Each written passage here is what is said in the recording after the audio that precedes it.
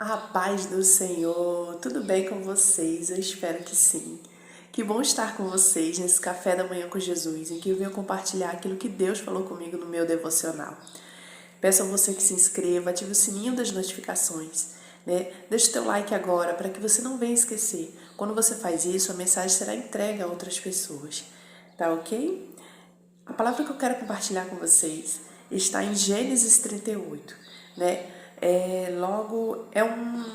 uma história que está entre a história de José, né? Que fala do irmão de José, Judá.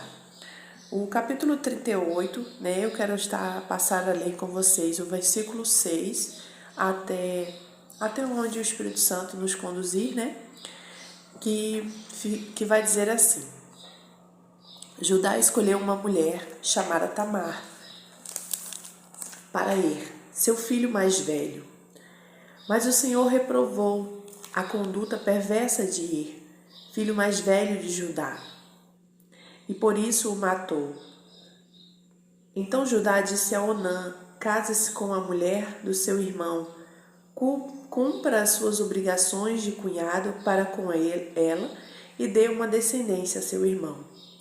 Mas Onã sabia que a descendência não seria sua, assim toda vez que possuía a mulher de seu irmão, derramava o sêmen no chão para evitar que seu irmão tivesse descendência. O Senhor reprovou o que ele fazia, e por isso o matou também. Então disse Judá a sua nora, Tamar: more como viúva na casa de seu pai até que o meu filho Selá cresça, porque temia que ele viesse a morrer, como os irmãos. Assim Tamar foi morar na casa de seu pai. A Bíblia vai nos dizer que Judá, que era irmão de José do Egito, José é o governador, né? Que a história se passa em Gênesis 38.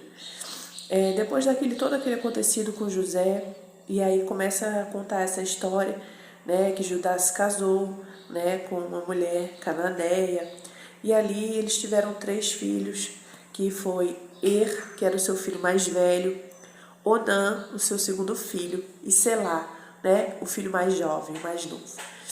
E Judá escolhe uma mulher para seu filho seu filho mais velho, né? Ele escolhe Tamar.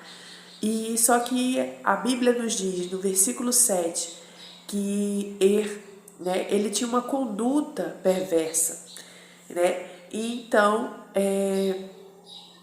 por isso, né, o Senhor reprova, né, a sua conduta e o mata, né? O Senhor dá uma ordem divina ali, né? E tira a vida de do filho de Judá.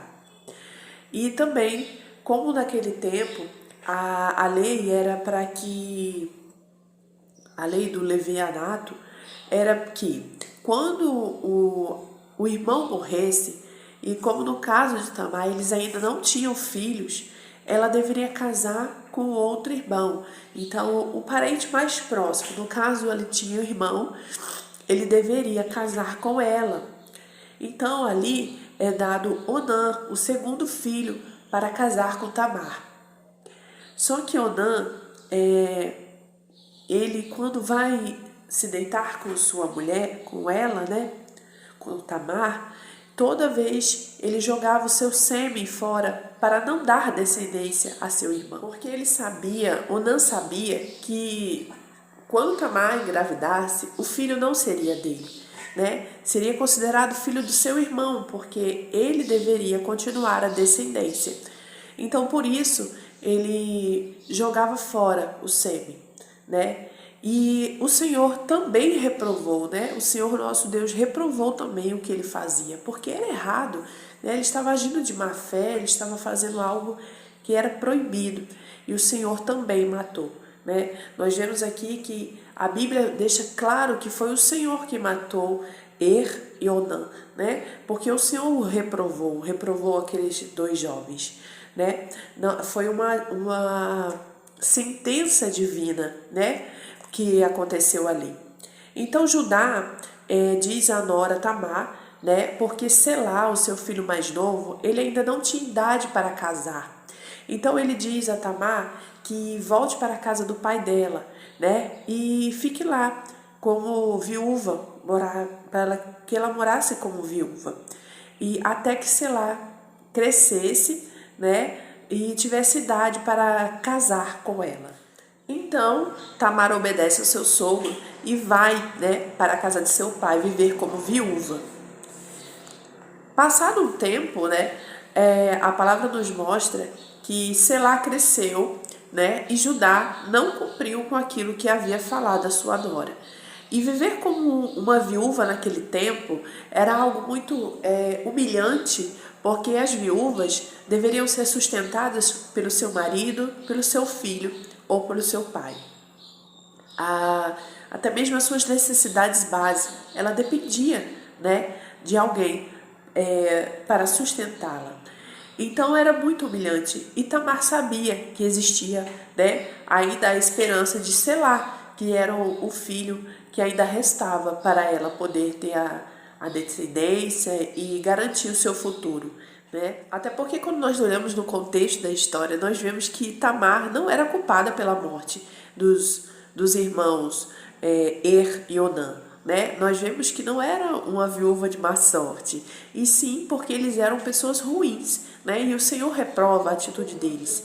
Mas Judá, em sua mente, ficou pensando que os seus filhos morressem por conta dela, né? Por conta da nora, mas a culpa não é dela, e nós vemos isso em sua palavra.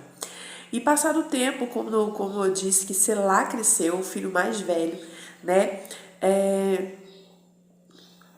Judá não cumpriu com aquilo que havia falado a sua nora, que quando ele crescesse, ele daria para ela poder se casar. E Tamar, né, fica sabendo que o seu sogro iria tosquear suas ovelhas, e ela prontamente se troca de roupas de viúva e se disfarça, e foi se sentar à entrada de Efraim, a palavra vai nos dizer, que fica no caminho de Tiná.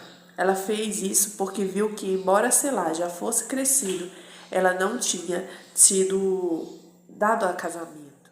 Então nós vemos na palavra, a palavra diz que a esposa de Judá havia morrido, e ele vai ali tosquear aquelas ovelhas. E ele vê a Tamar, né? Ele não a reconhece porque ela cobriu o seu rosto, estava com o rosto encoberto, no versículo 15 fala, e ela fica ali como se fosse uma prostituta. Tamar estava tão desesperada que ela toma essa atitude de se vestir como uma prostituta, e até o sogro dela, né, passando por cima de todas as atitudes morais, mas ela só pensava, né, naquilo que ela queria, que era ter um filho, uma descendência, porque o seu sogro não havia cumprido com aquilo que ele disse que faria. Meus irmãos e minhas irmãs, esta palavra falou grandemente ao meu coração. Como Judá, ele agiu de má fé com a sua nora, ele enganou ela, né?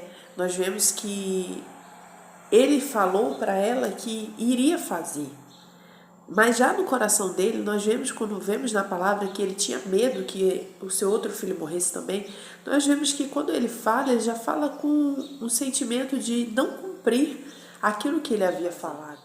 E ali Tamar toma essa atitude. Judá, a palavra nos diz que Judá, ele se deita com Tamar, né? Pensando ele que ela era uma prostituta. Ela fica com alguns pertences que identificava quem ele era, e um selo e um cordão e um cajado, né? Ela ficou com esses pertences dele, e ele promete mandar um cabrito para ela e poder pegar de volta, né, esses pertences que eram importantes para ele. Mas ali Tamar, quando todo o ato é consumado, Tamar volta para a casa de seu pai, veste novamente suas roupas de viúva e fica ali, a palavra nos fala. E fala que mais tarde, cerca de 3 meses depois, né, pessoas vão dizer a Judá, né, que viram Tamar e que Tamar prostituiu-se e na prostituição ficou grávida, né? E aí diz que Judá pede que traga ela para fora e queime. Naquele tempo, esse tipo de situação, no caso que ela era viúva, ela não poderia ter mais nenhum homem, ela deveria viver sozinha, né? Não deveria se casar novamente, não tinha direito a nada disso. Então, a sentença era queimar a pessoa viva, se acontecesse, né? No caso, como ela estava grávida, era uma evidência de que ela havia traído, né? A memória dos seus maridos que morreram. Então Judá pede que traga ela e queime ela viva. E ali Tamar leva aqueles pertences, né, que pertenciam a Judá, seu sogro, e ela apresenta ali, antes que viesse fazer aquilo com ela, de queimá-la, ela apresenta ali e entrega, né, tudo aquilo que ela tinha levado do seu sogro. E ali Judá reconhece e diz, né, vai dizer no versículo 26, ela é mais justa do que eu, pois eu deveria ter entregue o meu filho Selá. E a palavra nos diz que depois que ele fala isso, que ele deveria ter entregue seu filho Selá, o seu filho mais novo para ela, ele diz que não voltou a ter relações com ela, né? Então Judá, ele assume ali o erro dele e não volta a cometer mais, né? Ele não se deita com ela mais. Ele foi enganado, Judá. Mas meditando nessa palavra, eu vejo o poder da lei da semeadura. Aquilo que nós plantamos, nós iremos colher, meus irmãos. Está claro e evidente nesta palavra. Quando olhamos pela história da família de Judá, seu pai Jacó enganou seu pai, ele foi enganado por Labão. Jacó é enganado pelos seus filhos quando os seus filhos somem com José e falam que ele morreu. Então ele é enganado pelos seus filhos. E nós vemos aqui mais uma vez Judá, depois de ter enganado seu pai. Ali ele engana a sua nora, dizendo que vai dar o seu filho mais novo a ela, Selá. E ele não cumpre com a sua palavra e não dá. E nós vemos que Judá colheu aquilo que ele plantou, né? Judá plantou engano e ele foi enganado pela sua nora também, né? Nós vemos o poder da semeadura, daquilo que nós plantamos, meus irmãos. Nós iremos colher, né? Esta mensagem fala muito ao meu coração e fiquei meditando. E quando eu olhei o contexto, eu pude entender aquilo que Deus queria falar ao meu coração, e creio que Deus vai falar ao teu também, né? Que nós devemos ter cuidado com aquilo que nós estamos plantando, né? Se nós plantamos engano, mentira, desconfiança, coisas ruins que nós viemos plantar, nós iremos colher, né? Mas que nós possamos ter uma atitude de plantar coisas boas para poder colher coisas boas. Porque aquilo que nós fazemos de mal para as pessoas se voltará contra nós mesmos.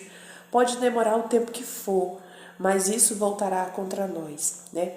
Nós vemos que nessa palavra Judá prometeu e não cumpriu, mas que possamos cumprir a nossa palavra quando darmos uma palavra.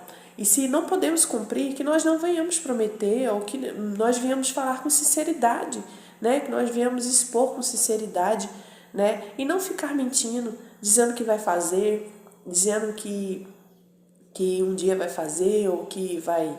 Sendo que a gente sabe do nosso coração, porque nós vemos isso nessa palavra, que Judá, quando fala para ela ir para a casa do seu pai, né? Ele já fala dizendo isso para ela ir porque ele já estava com medo de dar o outro filho. Então, nós entendemos que ele já tinha a intenção de não dar o filho a Tamar, né? E aí ela toma essa atitude de fazer isso, né? Errados estavam os dois, mas ele mais ainda, porque não cumpriu aquilo que havia prometido a sua nora, né? De dar o seu filho mais novo, para que ela pudesse ter a sua descendência, para que ela pudesse ter alguém que cuidasse dela, né? E nós vemos na palavra que não foi culpa dela que os outros dois irmãos morreram, e sim foi culpa deles mesmos, que eram pessoas ruins, e que Deus que fez uma sentença divina ali sobre a vida deles, e Deus é quem tirou a vida deles, né? Porque só o nosso Deus tem o poder de tirar, de dar, né, a vida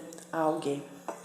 A palavra nos fala que Tamar teve gêmeos.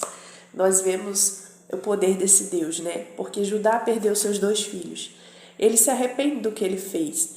E não volta mais a cometer aquele erro. Que nós aprendemos também com isso a não cometer mais erros. Jesus nos perdoa dos nossos pecados, mas que nós não venhamos cometer novamente o mesmo pecado.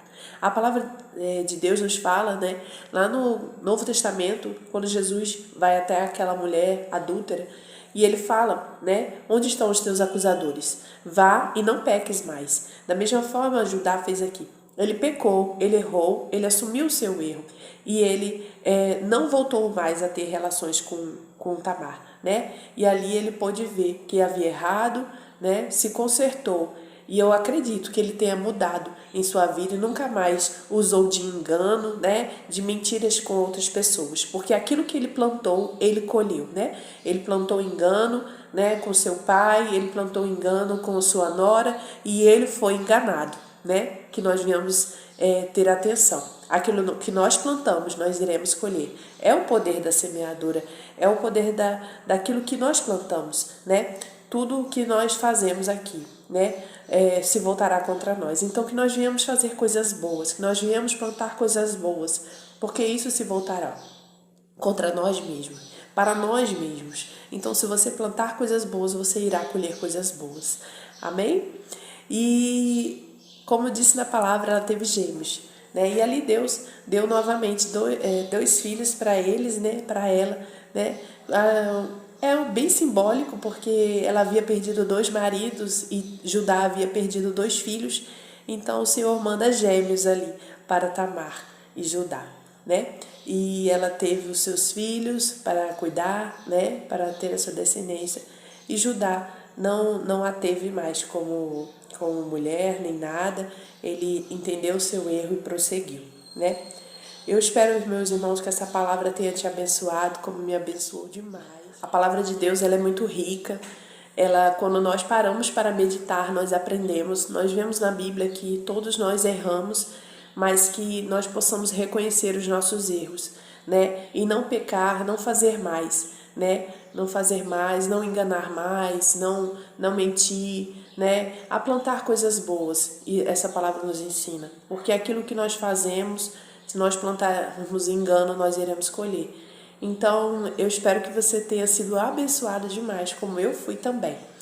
Que Deus abençoe grandemente, seja um missionário. Obrigada pela sua presença de estar aqui todos os dias, aprendendo junto comigo essa rica e poderosa palavra. Que essa palavra que transforma vidas, nos ajuda a vencer, nos ajuda a seguir o nosso caminho, né? Que ela é instrução para nossas vidas. Que Deus abençoe, seja um missionário, curta, compartilha, se inscreve no canal e ativa o sininho das notificações. Até amanhã.